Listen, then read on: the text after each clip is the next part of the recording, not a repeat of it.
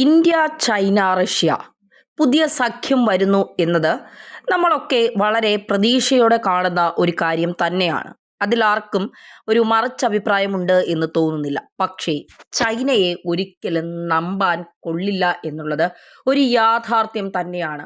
China ഇപ്പോൾ ചില നീക്കങ്ങൾ നടത്തുന്നത് ലോകത്തെ തന്നെ ചൈനയുടെ കാൽ കീഴിൽ കൊണ്ടുവരാനും ചില മേഖലകൾ ചൈനയ്ക്ക് മാത്രമായി ആ, അധീനതയിലാക്കാനും വേണ്ടിയാണ്. ചില മേഖലകൾ എന്ന് ഞാൻ ഉദ്ദേശിച്ചത് ചില പ്രദേശങ്ങളോ ചില ഭൂമികളോ അല്ല.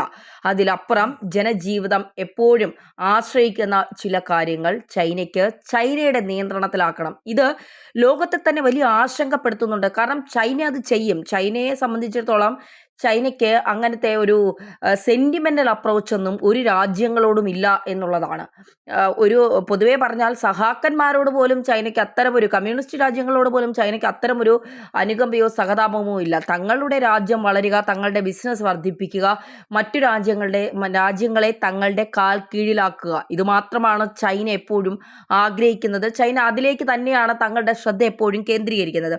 ഇവിടെ പ്രധാനപ്പെട്ട ഒരു കാര്യം ഇപ്പോൾ നമ്മൾ പുറത്തു വരുന്നതിൻ്റെ അടിസ്ഥാനത്തിൽ നമുക്ക് പറയാൻ സാധിക്കുന്നത്, ഒന്ന് ചിന്തിച്ചു നോക്കിയാൽ നമുക്ക് തന്നെ മനസ്സിലാക്കാൻ സാധിക്കും. ഈ ലോകം വളരെ ആശങ്കയിലാണ്.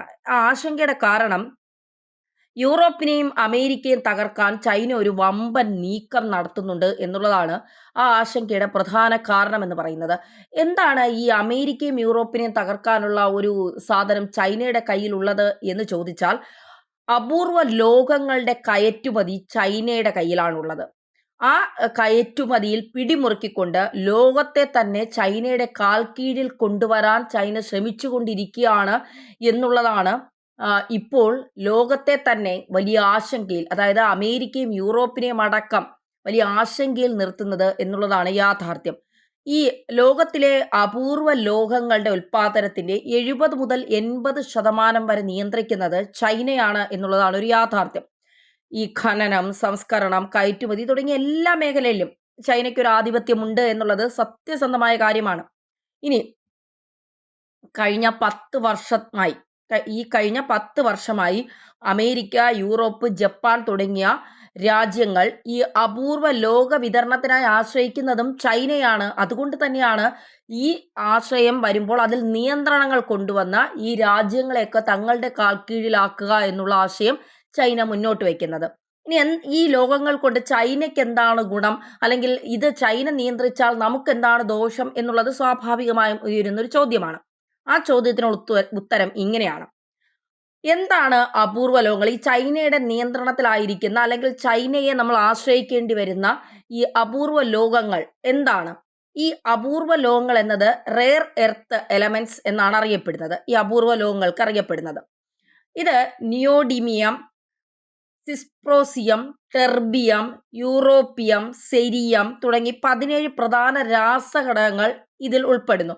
ഇങ്ങനെ പറഞ്ഞാൽ ഒരുപക്ഷെ കുറെ ആളുകൾക്ക്, സാധാരണക്കാർക്ക് മനസ്സിലാകണമെന്നില്ല. ഈ ഈ ഒരു പറഞ്ഞ ഈ ഒരു എർത്ത് ലോകങ്ങൾ, അല്ലെങ്കിൽ ഈ ലോക അപൂർവ ലോകങ്ങൾ കൊണ്ട് എന്താണ് പ്രയോജനം, എന്താണ് ചൈനയ്ക്കുണ്ടാവുന്ന പ്രയോജനം എന്ന ആ കാര്യങ്ങൾ പറഞ്ഞാൽ ഇത് നിങ്ങൾക്ക് കൂടുതൽ പെട്ടെന്ന് മനസ്സിലാകാൻ സാധ്യതയുണ്ട്. അതായത് ഈ സ്മാർട്ട് ഫോണുകൾ, കമ്പ്യൂട്ടറുകൾ എന്നിവയുടെ നിർമ്മാണത്തിൽ, ഇലക്ട്രോണിക് വാഹനങ്ങളുടെ മോട്ടോറുകളും, കാറ്റിൽ നിന്ന് വൈദ്യുതി ഉൽപ്പാദിപ്പിക്കുന്ന വിൻഡ് ടർബൈനുകൾക്കും, പ്രതിരോധ വ്യവസായത്തിൽ മിസൈൽ സംവിധാനങ്ങൾ, റഡാർ സംവിധാനങ്ങൾ, ഉപഗ്രഹങ്ങൾ എന്നിവ നിർമ്മിക്കാൻ തുടങ്ങി തന്ത്രപ്രധാനമായ മേഖലകളിൽ അടക്കം അപൂർവ ലോകങ്ങളുടെ പ്രാധാന്യം വളരെ വലുതാണ്. അപ്പോൾ ചൈന ഇത്രമാത്രം മസിൽ പിടിക്കുന്നതിന്റെ കാരണം മനസ്സിലായില്ലേ? ചൈനയെ ആശ്രയിക്കണം, ചൈന അവരുടെ കാൽക്കീഴിലേക്ക് ലോകത്തെ കൊണ്ടുവരാനാണ്. കാരണം നമുക്ക് ഈ സ്മാർട്ട് ഫോണുകൾ വേണം, കമ്പ്യൂട്ടറുകളുടെ നിർമ്മാണത്തിന് ഈ അപൂർവ ലോകങ്ങളുടെ പിന്നെ സാന്നിധ്യം ആവശ്യമാണ്. ഇലക്ട്രിക് വാഹനങ്ങളുടെയും മോട്ടോറുകൾക്കും, പിന്നെ ഈ കാറ്റിൽ വൈദ്യുതി ഉൽപ്പാദിപ്പിക്കുന്ന വിൻഡ് ടർബൈനുകൾക്കും, അതായത് നമ്മൾ ഈ തമിഴ്നാട്ടിലൊക്കെ പോയാൽ ഈ വിൻഡ് ടർബൈനുകൾ ഒരുപാട് നമുക്ക് കാണാൻ കഴിയും. പിന്നെ പ്രതിരോധ വ്യവസായത്തിൽ, അതായത് ആയുധങ്ങൾ നിർമ്മിക്കുന്ന മേഖലകളിൽ, മിസൈൽ സംവിധാനങ്ങൾ, റഡാർ ഉപഗ്രഹങ്ങൾ എന്നിവയൊക്കെ നിർമ്മിക്കാൻ നമുക്ക് ഈ അപൂർവ ലോകത്തിന്റെ ആവശ്യമുണ്ട്. അതിനെയാണ് നമ്മൾ ചൈനയിൽ നിന്ന് ആശ്രയിക്കുന്നത്. അവിടെ ഒരു പിടിമുറുക്കാനാണ് ചൈന ശ്രമിക്കുന്നത് എന്നുള്ളതാണ്. ഇനി ചൈന ഇതിൽ കൊണ്ടുവരുന്ന പുതിയ നിയന്ത്രണങ്ങൾ എന്തൊക്കെ എന്നുള്ളതാണ്.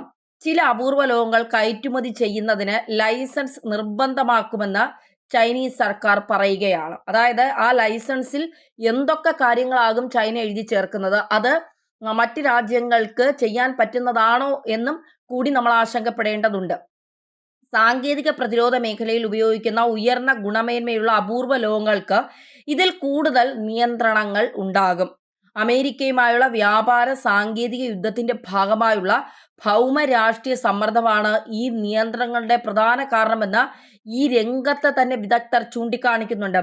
അമേരിക്ക ഇപ്പോൾ ഈ താരിഫൊക്കെ ഉയർത്തി അത്തരത്തിലുള്ള ഒരു വ്യാപാര ഒരു താരിഫ് യുദ്ധം നടക്കുകയാണ്. ആ യുദ്ധ സമയത്ത് തന്നെ ചൈന തങ്ങളുടെ കയ്യിലുള്ള കഴിവ് അല്ലെങ്കിൽ തങ്ങളുടെ കയ്യിലുള്ള ആ ഒരു ബോംബ്, കാരണം എല്ലാ മേഖലയിലും നമുക്ക് ഈ ലോകത്തിന്റെ ആവശ്യമുണ്ട്, അപൂർവ ലോകങ്ങളുടെ ആവശ്യമുണ്ട്. അപ്പോൾ എല്ലാ മേഖലയിലും ഈ ചൈന ഇത് നിയന്ത്രിക്കാൻ പോകുന്നത് ഈ അമേരിക്കയുടെ താരിഫ് കാരണം എന്നാണ് ഇപ്പോൾ വിദഗ്ധർ ചൂണ്ടിക്കാണിക്കുന്നത്. മാത്രമല്ല അമേരിക്ക ഇതിൽ നിന്ന് ആഗ്രഹിക്കുന്നത് സാങ്കേതിക വിദ്യയിലെ വേർതിരിവ് തടയാനുള്ള ഒരു ശ്രമം കൂടിയാണ് ചൈന ഇതുവഴി ഉണ്ടാക്കുന്നത്. അതായത് American product, Indian product, Japan product എന്നൊക്കെ പറഞ്ഞുള്ള ഒരു വേർതിരിവുണ്ടല്ലോ, അത് ആക്കി ടെക്നോളജിയിൽ ചൈനയെ മാത്രം ആശ്രയിക്കുന്ന തരത്തിലേക്ക് നമ്മളെ നീക്കുക എന്നുള്ളതാണ്. ചൈനയുടെ ഈ നയം മാറ്റത്തെ തുടർന്ന് അന്തർദേശീയ പ്രതികരണങ്ങൾ വരെ ഇപ്പോൾ ഉണ്ടായിട്ടുണ്ട്. അതായത് അമേരിക്ക തങ്ങളുടെ ചിപ്സ് നിയമത്തിൽ മാറ്റങ്ങൾ വരുത്തിക്കൊണ്ട് ക്രിട്ടിക്കൽ മിനറൽ സ്ട്രാറ്റജി തുടങ്ങിയ പദ്ധതികൾ ആരംഭിച്ചിട്ടുണ്ട്. എന്നാൽ ഈ പദ്ധതികളിലൂടെ ആഭ്യന്തര ഉൽപാദനം വർദ്ധിപ്പിക്കാൻ അമേരിക്കയ്ക്ക് വർഷങ്ങൾ വേണ്ടിവരുമെന്നുള്ളതാണ് ഒരു വെല്ലുവിളി. അമേരിക്ക ക്രിട്ടിക്കൽ മിനറൽ സ്ട്രാറ്റജി വരുന്നതോടുകൂടി അമേരിക്കയ്ക്ക് ആ പദ്ധതി അമേരിക്ക ആരംഭിച്ചിട്ടുണ്ട്. അത് ചൈനയ്ക്ക് കൂടിയുള്ളൊരു താങ്ങലാണ്. പക്ഷേ ആ പദ്ധതി ആരംഭിക്കുന്നതോടുകൂടി അല്ലെങ്കിൽ അത്തരം പദ്ധതികൾ വരുന്നതോടുകൂടി ഈ പിന്നെ ആഭ്യന്തര ഉൽപാദനം വർദ്ധിപ്പിക്കാൻ അമേരിക്കയ്ക്ക് വർഷങ്ങൾ വേണ്ടിവരും എന്നുള്ളതാണ്. അതായത് തങ്ങളുടെ നാട്ടിൽ തന്നെ, തങ്ങളുടെ രാജ്യത്ത് തന്നെ ഇതൊക്കെ ഉൽപ്പാദിപ്പിക്കാൻ അമേരിക്ക ശ്രമിക്കുന്നു എന്നുള്ള ഒരു കാര്യം അമേരിക്ക കൊണ്ടുവരുമ്പോൾ അത് ഉടനെ തന്നെ ഇന്നോ നാളെയോ നടപ്പാവുന്ന സംഭവമല്ല. അത് വർഷങ്ങളെടുത്ത് അത് ചെയ്യേണ്ട കാര്യമാണ്. അപ്പോൾ ഉടനെ ഒന്നും ചൈനയെ അട്ടിമറിച്ചുകൊണ്ടോ അല്ലെങ്കിൽ ചൈനയിൽ നിന്ന് ഇത് വാങ്ങാതിരുന്നുകൊണ്ടോ നമുക്കിത് പെട്ടെന്ന് വളർച്ചയിലെത്താൻ കഴിയും എന്നുള്ളതല്ല. യൂറോപ്യൻ രാജ്യങ്ങളാവട്ടെ സ്ട്രാറ്റജിക് ഓട്ടോണമി ലക്ഷ്യമിട്ട് പുതിയ ഖനന പുനരുപയോഗ പദ്ധതികൾ ആരംഭിച്ചു കഴിഞ്ഞു. ജപ്പാൻ, ഓസ്ട്രേലിയ, ഇന്ത്യ എന്നീ രാജ്യങ്ങൾ ചേർന്ന് ഒരു അപൂർവ ലോക സഖ്യം രൂപീകരിക്കുന്നതിനെക്കുറിച്ച് ഇപ്പോൾ ചർച്ചകൾ തന്നെ തുടങ്ങിയിട്ടുണ്ട്. കാരണം ചൈന പണി തന്നാൽ ഇന്ത്യക്ക് തിരിച്ചെങ്ങനെ ചെയ്യണമെന്ന് നന്നായിട്ടറിയാം. അമേരിക്കയെ പോലെ അല്ലല്ലോ ഇന്ത്യ.